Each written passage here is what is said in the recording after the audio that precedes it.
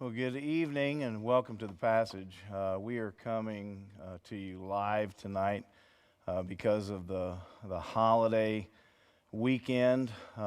We decided to go ahead and broadcast live this evening, and we're going to be finishing up the book of Genesis tonight, specifically looking at chapters 48 through 50, and I've entitled it Jacob Blesses His Sons, and we are specifically going to be looking at Jacob blessing four of his sons, and those would be Joseph, Ephraim, Manasseh, and then Judah.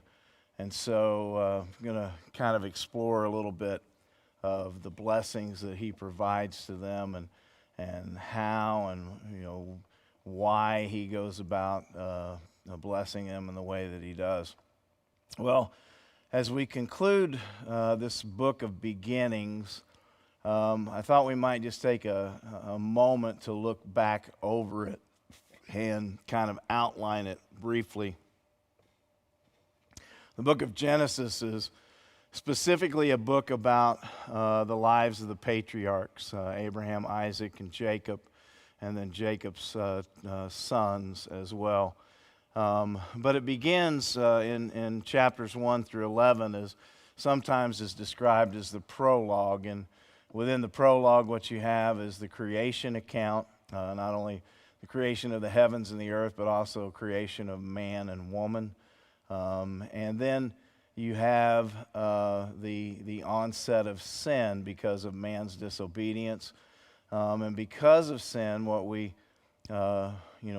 mankind had to face for the first time was death itself, and that's both physical death that came to Adam and Eve in later years, but for most it is spiritual death that they had to suffer. They were driven from the garden, and so because of the onset of sin, mankind begins to diminish in many ways as far as their moral behavior.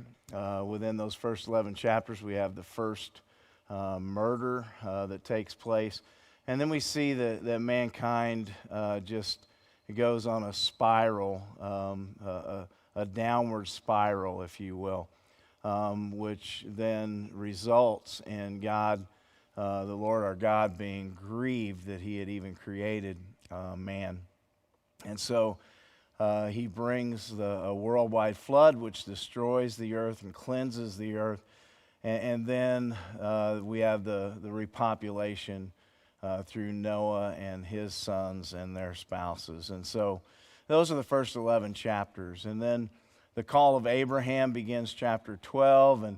And so Abraham kind of possesses those chapters of 12 through 23, which is basically his story and his growing and his walk of faith with God, learning to trust God, and God setting him apart to be a blessing to all nations. And then chapters 24 through 26, we read the story of Isaac, and then from 27 through chapters 27 through chapter 36. We have the story of Jacob, and then finally chapters 37 through 50. We characterize that as the story of Joseph, and yet within Joseph's story, just as well, within the stories of the other patriarchs, or of the patriarchs, we get glimpses at different characters within, but it's interesting that within Joseph's story, chapters 37 through 50, we also get a great glimpse at some of the other sons of Jacob and their characteristics. And so we're going to spend our time talking about Jacob blessing his four of these sons specifically this evening. And so the first that I want to make mention of is the blessing of Joseph. And in Joseph's story, we know that God had set him apart to use him in a mighty way. In fact, in his early years, Joseph is described as being a dreamer. And he has these dreams, and he's able to interpret them as well. And he shares these dreams with his brothers, which, as I mentioned last week, and we've mentioned throughout, was probably not the best idea for him to share with his brothers and then with his mom and his dad, or his mother and his father. He shares with them that in his dreams he sees them all bowing down before him. Well, that basically creates a very jealous relationship between Joseph and his brothers, and so eventually they take it out on him and they sell him into slavery, which actually is a part of the story tonight. If you originally remember, some of the brothers wanted to kill him. That's how much they despised him and how jealous they were of him. But it's Judah, and we'll talk a little bit about that in just a while. It's Judah who actually convinces the brothers to sell him into slavery. But I want to look first tonight at the blessing that Jacob bestows his son Joseph. And we're going to look there in chapter 48, even though over in chapter 49, there is a blessing that is bestowed to Joseph there as well in verse 22.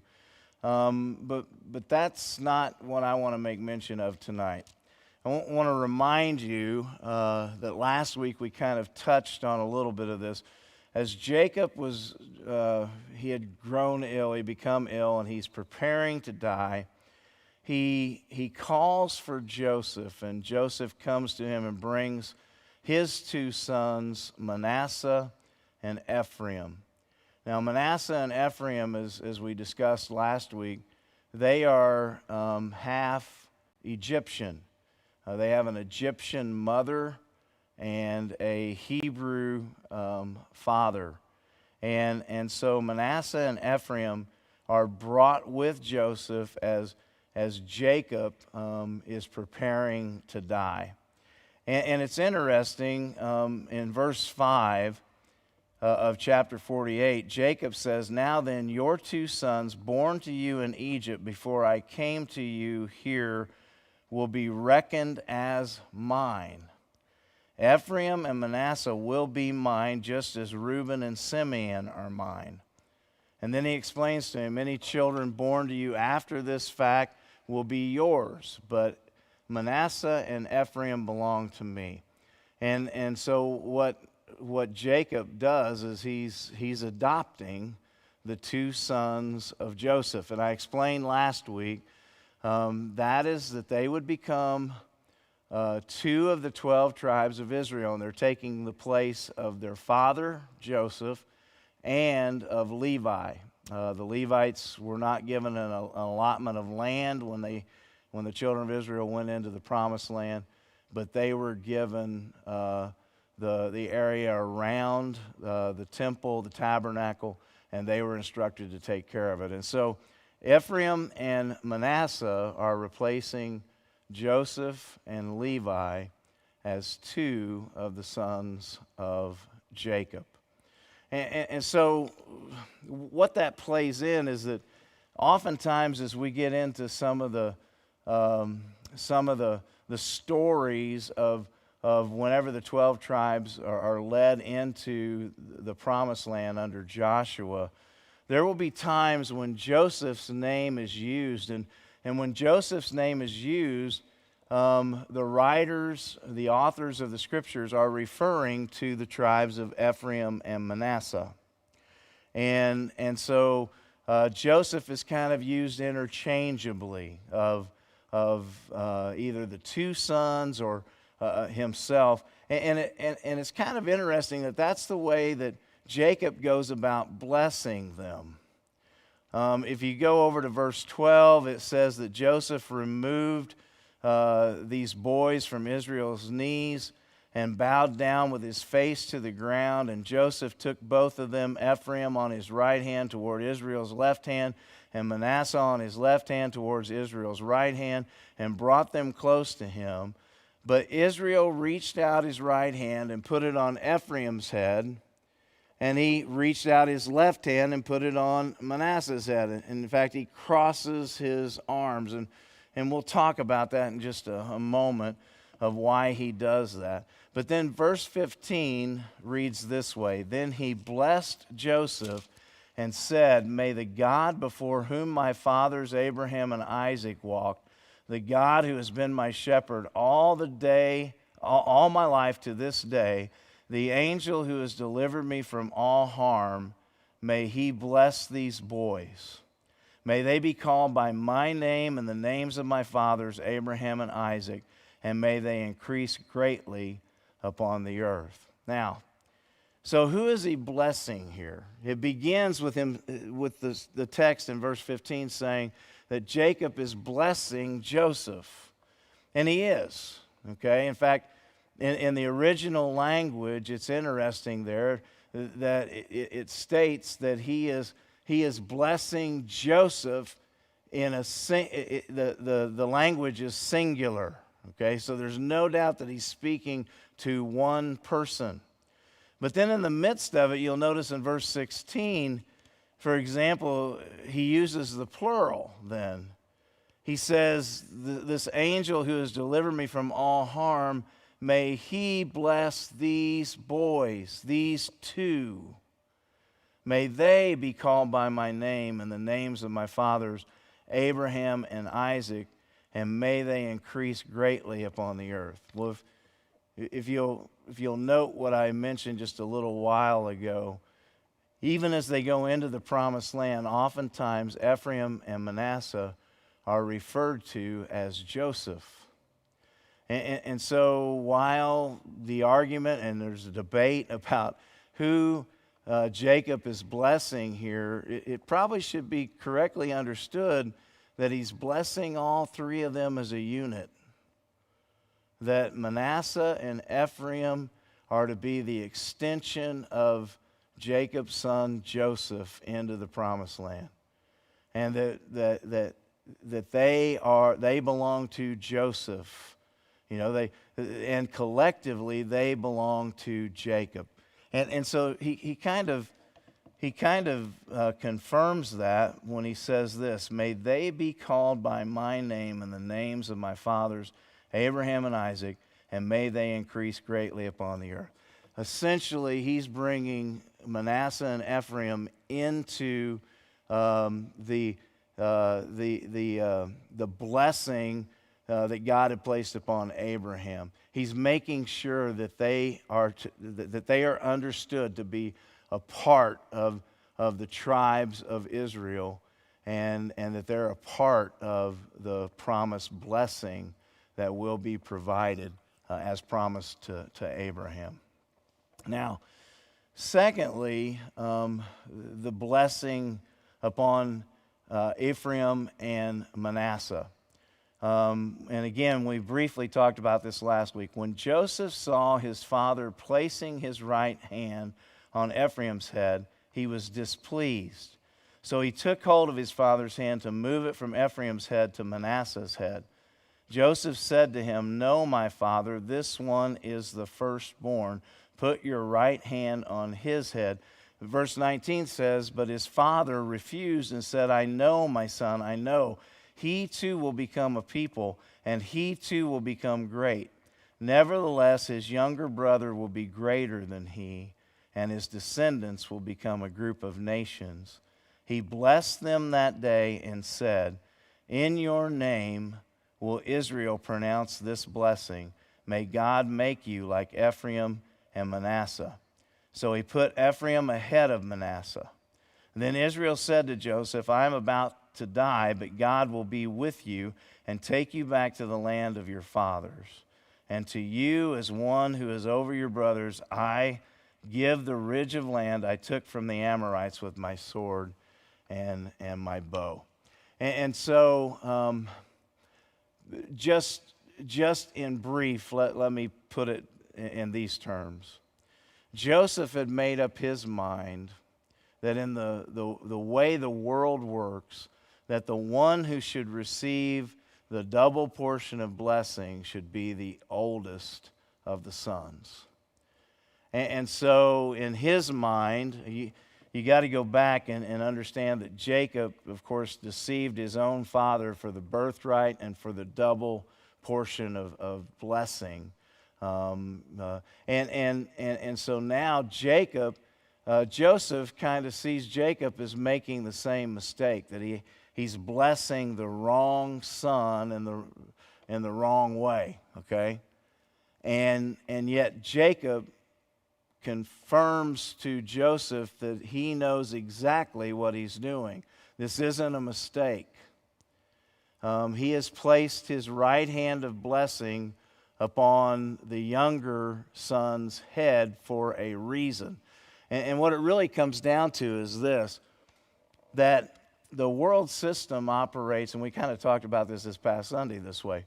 As God's people, we are not to conform to the world's pattern. And so Jacob is not conforming to the world's pattern. He is listening to the Holy Spirit. He's being guided by the Holy Spirit. And God has rightly pointed out that Ephraim is to be the one who receives the double portion of blessing, for he will lead his older brother. And I was talking with Robbie. Even throughout Scripture, sometimes we come to the conclusion that the one who has the birthright, the one who is oftentimes set apart for God, throughout Scripture, oftentimes is described as being the older brother. But if you've been paying attention through the story of Genesis, that's not been the case. It's always been the younger brother. And so isn't it just kind of like God to say, the world has an idea, we may have an idea about who the blessing should come through, but over and over and over again we see that it's the younger brother and not the older. Even in the case of Isaac, you remember God does say to Abraham, get up and take your son, your only son. But the truth of the matter is Isaac has an older stepbrother, and his name is Ishmael. And so the blessing did not come through Ishmael. The blessing came through the younger Isaac. And then we, of course, know the story of Isaac being deceived by the younger son, Jacob. But we also know this fact that the Scripture teaches that Esau despised his birthright. He didn't want anything to do with God. And so God, even from the very beginning, within Rebekah's womb, Esau and Jacob fought for prominence. And so Jacob is then selected to carry the blessing. And even in our story here today, as we eventually get to Judah, you need to understand that Reuben, Simeon, and Levi are all older than Judah. And yet all three of them are rejected by God, and Judah is selected as being preeminent among his brothers. And so the same case here. Jacob has a favorite. His name is Joseph, okay? Benjamin has become his new favorite, but now that he knows Joseph is still alive, Jacob loves Joseph. But he has come to understand that it is not going to be through Joseph that the seed of blessing continue. Joseph has been tremendous in his service to God, in his faithfulness to God. Joseph's key role has been to bring the 70 of Jacob's household into Egypt, so that one day they will be a mighty number, a number that will become a great nation. That's been Joseph's role, to get them into Egypt. And so now Jacob takes the time to bless Ephraim and Manasseh, saying to Joseph, Your role has been to get us here. Ephraim and Manasseh, their role is going to be to lead into the promised land one day. And so that is his blessing upon these three. And almost as a unit, blessing Joseph for these two sons, and then helping Joseph understand that these two sons will be great among the 12 tribes. In fact, the greatest among the northern 10 tribes were Ephraim and Manasseh.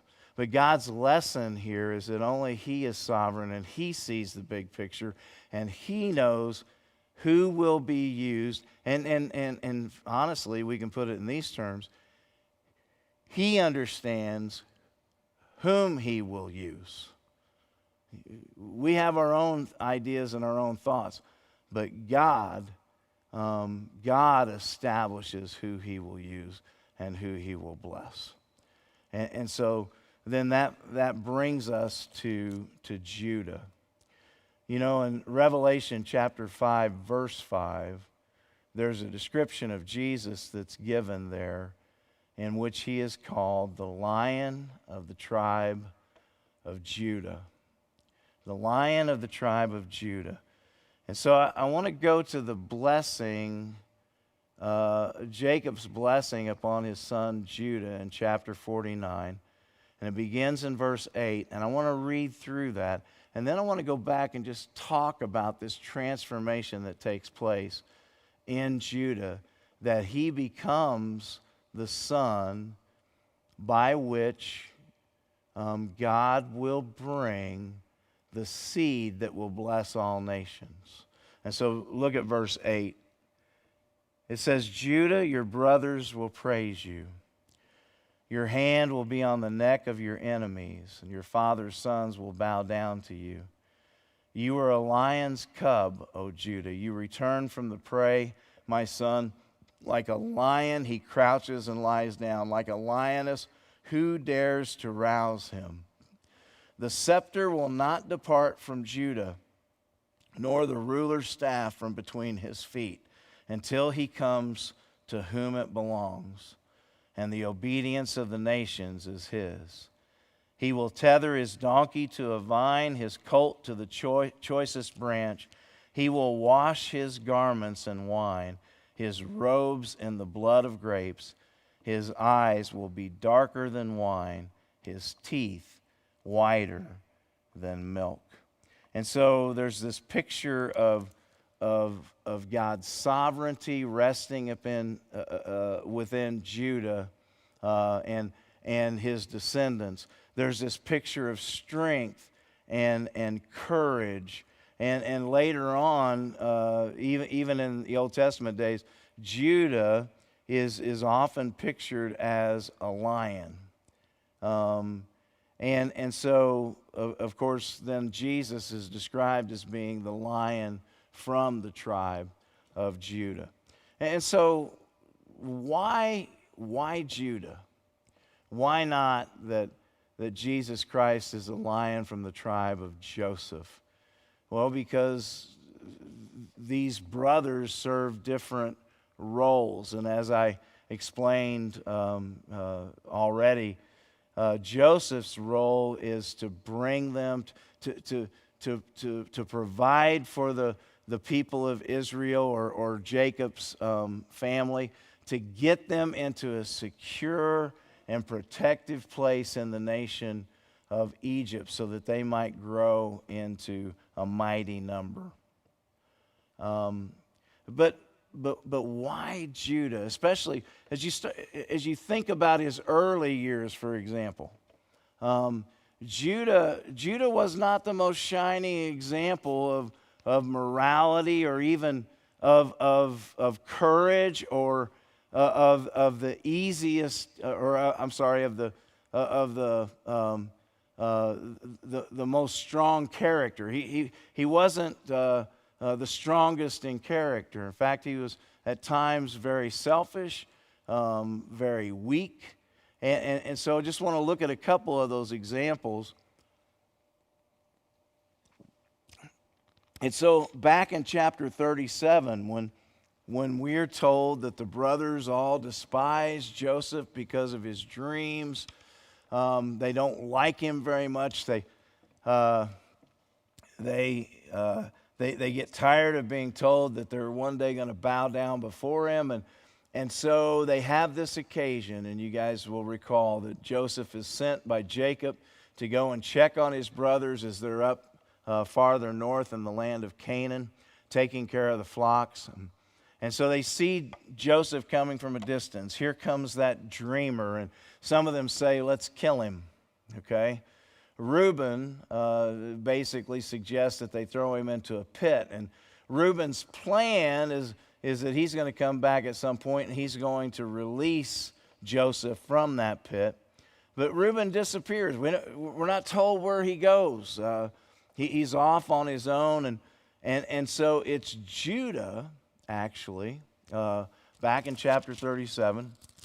We can turn back there. But back in chapter 37, it's Judah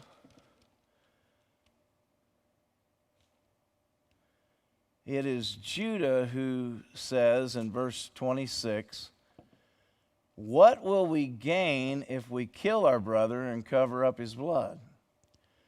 Come, let's sell him to the Ishmaelites and not lay our hands on him.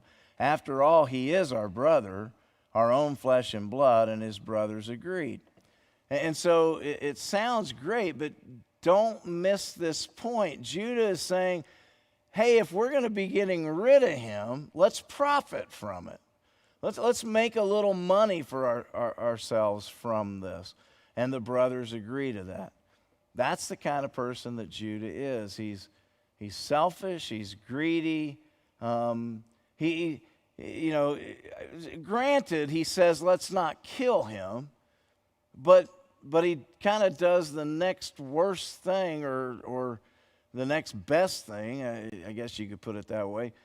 He decides and convinces his brothers, let's make a profit off of him and be rid of him. Okay? And so Judah is not the strongest of character there. I don't think that's the reason that Jacob is able to say to him here, your brothers will praise you, and your hand will be on the neck of your enemies. Your father's sons will bow down to you. That's certainly not a reason for that.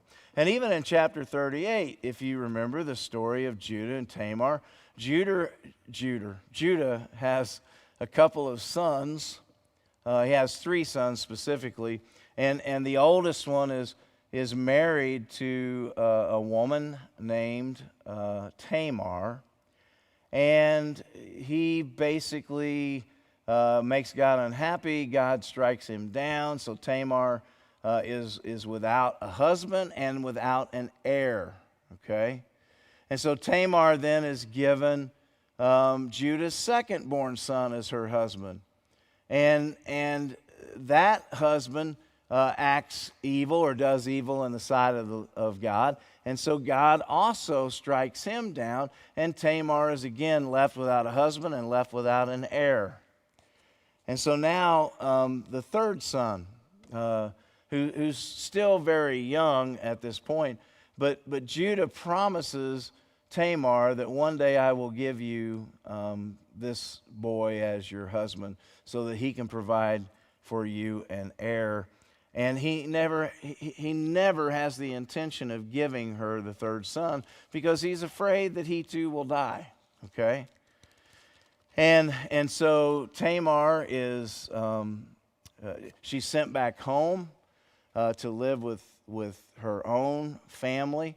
She has no future as far as anyone, no secure future as far as anyone to take care of her. And so she basically finds out that Judah is on his way to the threshing area. They're about to shear their sheep, and so Judah is on his way there.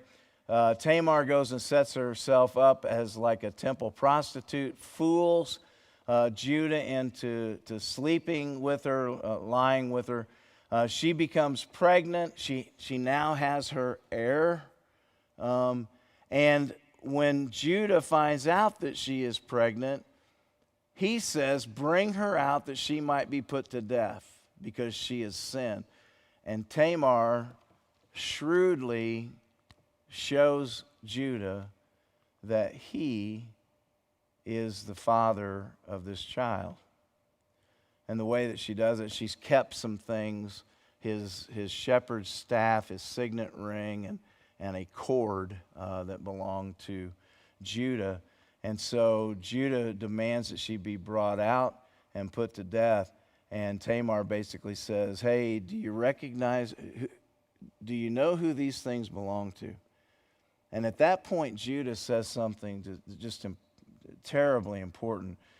He says that Tamar is more righteous than he himself is. And I was talking with Robbie today, and I said that may be the beginning of the change that we begin to see in Judah, because he's been taught a lesson, and he's been called out, and so maybe that's where the change begins to happen. Well, so now let's kind of come forward to chapter 45. Actually, chapter 43. The brothers because of the famine, the brothers have been sent to Egypt, and they've received food. Simeon is kept by Joseph on this first trip because he knows that Benjamin is another brother. They've revealed, the brothers not knowing who Joseph is, have revealed to Joseph that they have another brother at home, the youngest one, and that he's kind of the pride and joy of their father's eye. And so Joseph has accused them of possibly being spies. And so he keeps Simeon, he sends the rest of them back home, and he wants them to bring Benjamin back with him. I mean, who knows exactly the motivation at this point? He just wants to see Benjamin. And so they get back home. Jacob says, there is no way that I am sending Benjamin with you. You've already lost my youngest, or my favorite son, Joseph. When he was in your care, he was killed by a wild beast. Now you've lost Simeon, and I'm not going to send Benjamin back with you.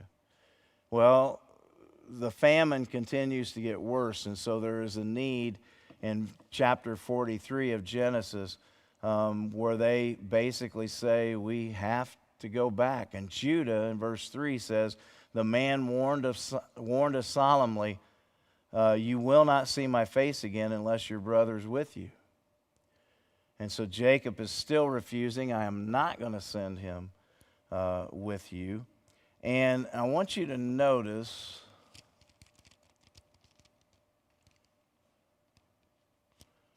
back in chapter 42 that Reuben has come forth to offer a solution to this. Now, Reuben is the oldest, and he comes to Jacob, his father, and says, Dad, you may put both of my sons to death if I do not bring him back to you, and trust him to my care, and I will bring him back. So let Benjamin go with me, and if I don't bring him back, then you can kill two of my sons. And I mean, in all the commentaries, I mean, I just, when I read that, I just think, that is idiotic. I mean, I'm sorry, but it is. It's idiotic. And so notice in verse 38, Jacob says, my son will not go down there with you. My son will not go down there with you. He's speaking specifically to Reuben. Why would I send my son with you when not only he may disappear, but then you're saying you're going to kill two of my grandsons? This is not a good idea. all right? And so he refuses. And then Judah speaks up in chapter 43, verse 3. The man did warn us, you will not see my face again unless your brother is with you. If you will send our brother along with us, we will go down and buy food for you. But if you will not send him, we will not go down, because the man said, you will not see my face again unless your brother is with you. So skip down to verse 8. Judah said to Israel his father, send the boy along with me, and we will go at once, so that we and you and our children may live and not die. I myself will guarantee his safety.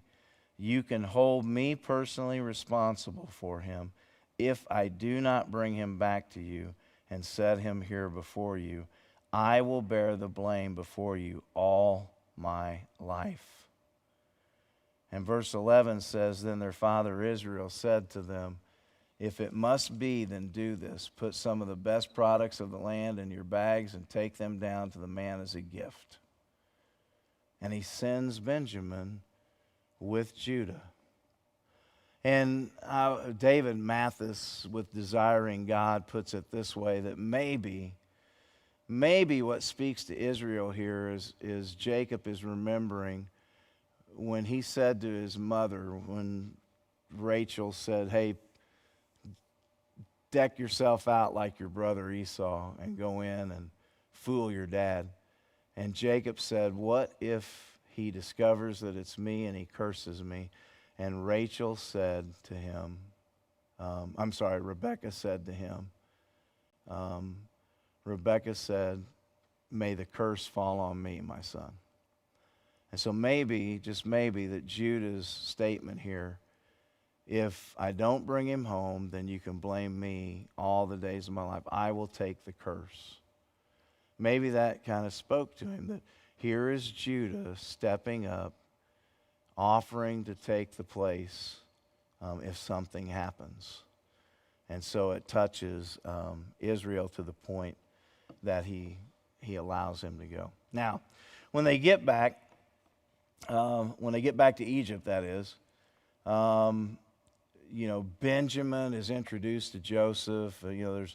There's this time in there when Joseph is just overwhelmed. He has to separate himself because he's seen his brother Benjamin. He's weeping and that sort of thing. But they throw a feast. Joseph throws a feast for them. And it's interesting that in it he gives Benjamin 5 times the amount that he gives all the rest of the brothers. And the question is why? Well, because the last that Joseph experienced with these guys is that anyone who was shown favoritism among the brothers, Joseph was shown favoritism among the brothers by their father Jacob, and they were jealous because of that. And so in a roundabout way, what Joseph is setting up is a test for his brothers to see if they will mistreat Benjamin in the same way they mistreated him in earlier years. Not only that, but when they get ready to leave and go back home with their grain, Joseph gives instruction for one of the stewards to place a silver cup in Benjamin's pack. And then not long after they've left, a few miles down the road, the whole group of them are stopped, and the steward is looking for this silver cup, and he finds that silver cup in Benjamin's pack. What's that all about? Well, again, it's part of the test. What Joseph wants to see is, will they throw Benjamin under the bus like they threw Joseph under the bus years ago? And the really cool thing is that immediately they do not demonstrate that that's what they're going to do.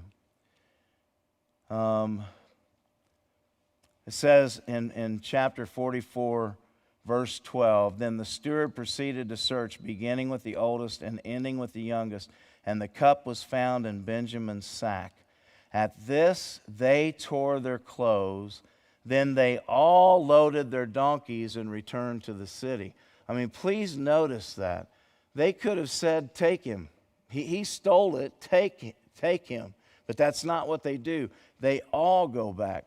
Verse 14 says, Joseph was still in the house when Judah and his brothers came in. And notice that as well, that already at the end of the book of Genesis, Judah is being noted as being the leader of his brothers. Reuben and Simeon are present there. Levi is present, but it's Joseph who is named. Joseph and his brothers came in. They threw themselves to the ground before him. Joseph said to them, what is this you have done? Don't you know that a man like me can find things out by divination? And Judah says, what can we say to my Lord? What can we say? How can we prove our innocence? God has uncovered your servant's guilt. We are now my Lord's slaves, we ourselves and the one who is found to have the cup. And then Joseph pushes this in verse 17. He says, far be it from me to do such a thing. Only the man who is found to have the cup will become my slave. The rest of you go back to your father in peace.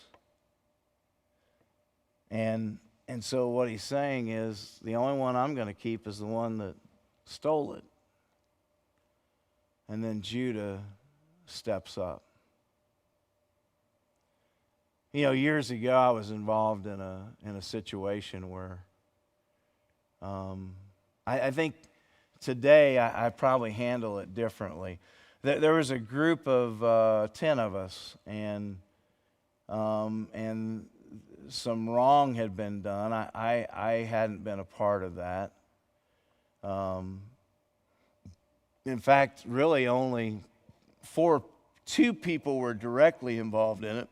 4 people as a whole.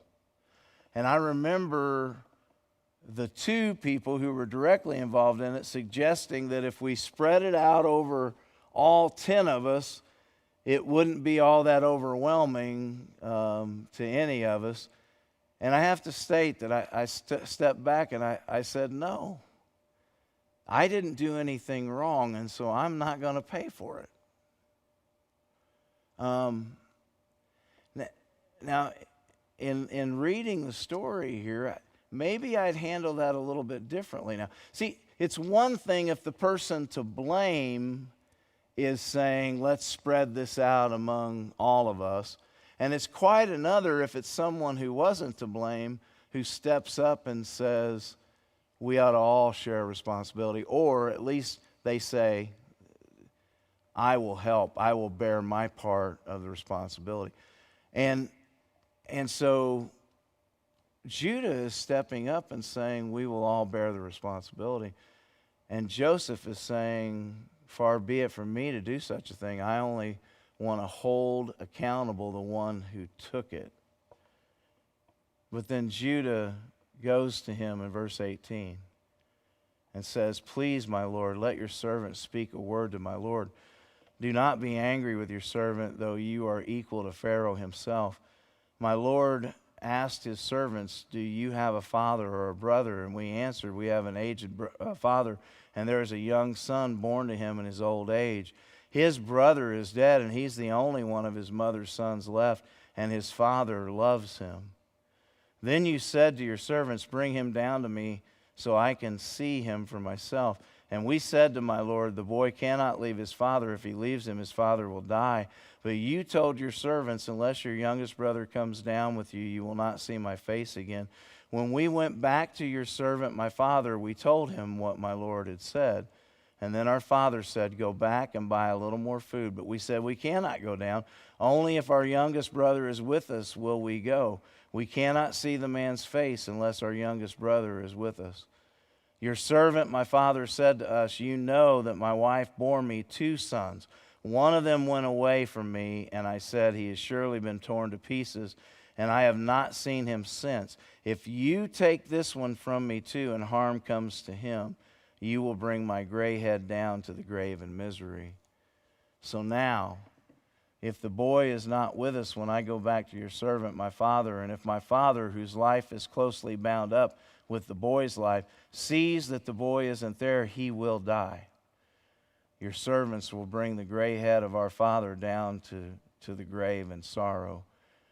Your servant guaranteed the boy's safety to my father. I said, if I do not bring him back to you, I will bear the blame before you, my father, all my life. Now then, please let your servant remain here as my Lord's slave in place of the boy, and let the boy return with his brothers. How can I go back to my father if the boy is not with me? No, do not let me see the misery that would come upon my father. And so it's a far cry from what we see back in chapter 37, where Judah says, let's not kill him, let's make a little money. And the really interesting thing here is, you listen to what he shared with Joseph, and it's exactly the way the story went down. He does not exaggerate it. He does not hold anything back from it either. He tells it just exactly like it happened. There is no pretense in Judah, only concern for his father, for the promise that he made, and for his younger brother. And then chapter 45, verse 1, and I don't know that we can ever capture the emotion here, but chapter 45, verse 1 says, then Joseph could no longer control himself before all his attendants, and he cried out, have everyone leave my presence. So there was no one with Joseph when he made himself known to his brothers, and he wept so loudly that the Egyptians heard him, and Pharaoh's household heard about it. Joseph said to his brothers, I am Joseph. I'm Joseph. And they must have been petrified. But note this, what broke the spell in all this? Joseph is trying to figure them out. Have they changed? Are they still the same as they were? Or have they changed? And what he witnesses is that at least in Judah, he sees that Judah has changed. I would imagine a part of what's going through his mind right at this moment is if this was the same Judah, if Judah, as he was today, was taken back in time to the day that they sold him into slavery, Judah would not have allowed it to happen. And so Joseph gets that. There has been a change in his brother. If not in all of them, there's been a change. And so he makes himself known. Well, that is the reasoning that the author of Genesis, or let's even go beyond, that is the reasoning that God uses. The change that has come about Judah. He's no longer living for himself. He's no longer greedy. He is no longer selfish. He cares about others, and he's willing to put himself out there for others. And God says, that is the brother that I'm going to use to lead my people, and the scepter will never leave from his lineage. And so David is born as one of the tribe of Judah. And David is told that the kingdom, the dynasty will not leave your family. And later on, Jesus then is called the Lion of the tribe of Judah. And so these four brothers here, and the blessings that are bestowed because of the roles that they will play in being the descendants of Jacob. Well, I want to go ahead and go into chapter 50 and just read a couple of things. I want you to see something interesting, and I've pointed this out to people before, but at the end of chapter 49, verse 29, it says that Jacob gave these instructions.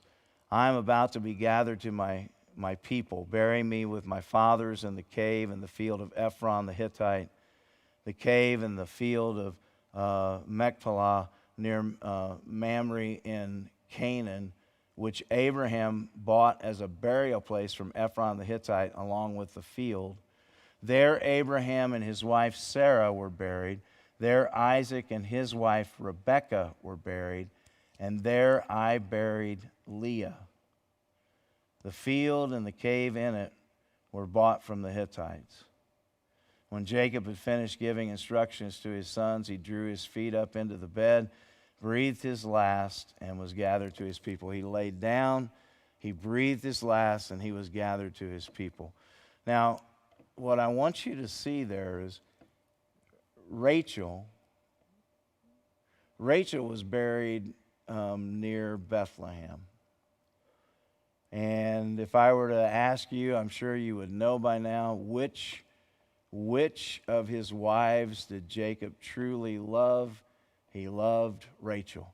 Which of his sons were his favorites? The sons of Rachel. In Joseph, in Benjamin, and then in Joseph's two sons, Ephraim and Manasseh.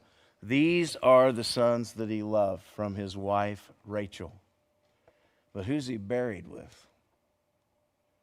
He's buried with Leah.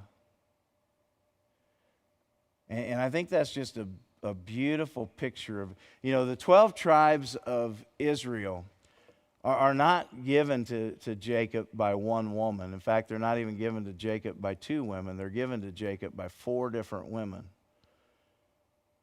And one of them is characterized as the wife that he loved. And the other is Leah, who bore to him his first 4 sons, Reuben, Simeon, Levi, and Judah.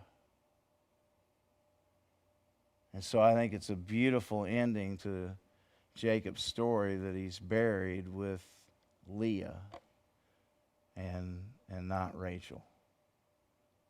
Just a beautiful picture there. Well, verse 14 of chapter 50 says, after burying his father, Joseph returned to Egypt together with his brothers and all the others who had gone with him to bury his father. Verse 15, when Joseph's brothers saw that their father was dead, they said, what if Joseph holds a grudge against us and pays us back for all the wrongs we did to him? So they sent word to Joseph saying, your father left these instructions before he died. This is what you were to say to Joseph. I ask you to forgive your brothers the sins and the wrongs they committed in treating you so badly. Now please forgive the sins of the servants of the God of your father. When their message came to him, Joseph wept. Because see, here's the deal. In fact, I'm not even certain that Joseph ever held a grudge against his brothers. And so he weeps when they send him this made-up message. I mean, I hope you catch that. Let's make this message up. This came from our dad, Please forgive your brothers for acting like idiots, basically. But it says in verse 18, his brothers then came and threw themselves down before him. We are your slaves, they said. But Joseph said to them, don't be afraid. Am I in the place of God? Man, what a great line. Am I in the place of God? There are people today in the church that need to memorize that line. There are people today in our government who need to memorize that line. Am I in the place of God? You intended to harm me, but God intended it for good, to accomplish what is now being done, the saving of many lives. So then don't be afraid. I will provide for you and your children. And he reassured them and spoke kindly to them. And so Joseph stayed in Egypt along with all his father's family. He lived 110 years and saw the third generation of Ephraim's children. Also the children of Machir, son of Manasseh, were placed at birth on Joseph's knees. And then Joseph said to his brothers, I am about to die, but God will surely come to your aid and take you up out of this land to the land he promised on oath to Abraham, Isaac, and Jacob. And Joseph made the sons of Israel swear an oath and said, God will surely come to your aid, and then you must carry my bones up from this place. So Joseph died at the age of 110, and after they embalmed him, he was placed in a coffin in Egypt. And that brings us to the end of the book of Genesis. But please see once again in it God's providential hand, and see the promise of Joseph there. So oftentimes, and can it be true in our own lives as well, that while there may be people who intend evil things towards us, that we should come to understand that though what they may intend as evil, God, with the promise, the Apostle Paul tells us in the book of Romans, that our God is capable of taking any situation in our life and working it towards good and working it towards blessing. You know, may we hang on to that. May we especially hang on to that in the day and time we're living right now with COVID-19, with the coronavirus, and just with all the uncertainty. May we know that our God is a certain God, that He has a plan and a will, not only for our lives, but He has a plan and a will for all of creation, and He will work to perfection His plan and His goal. God bless you. Thanks for spending your Wednesday evening at this time with us, and we look forward to seeing you as soon as we can.